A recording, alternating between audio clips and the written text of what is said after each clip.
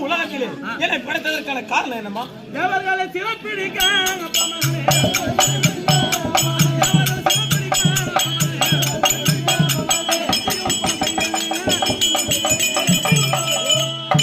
அதாவது உங்களோட தந்தையாருக்கு சிவபெருமானுக்கும் எமக்கும் ஒரு சின்னதையாருக்கு கங்காதேவிக்கும் ஒரு சண்டையாகப்பட்டது எழுப்பப்பட்டது. அது என்ன சண்டை?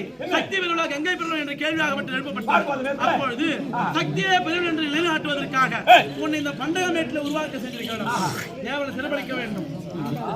அம்மா அப்படிதான் சிறப்பிக்க வேண்டுமானால் பாராய பிரபஞ்சத்திலே நான் செய்யும் இடத்திலே என் பெயர் என்னவென்று கேட்பார். அப்படியா? எனக்கு என்ன பெயர்மா? இந்த பாரினில் புகழோங்க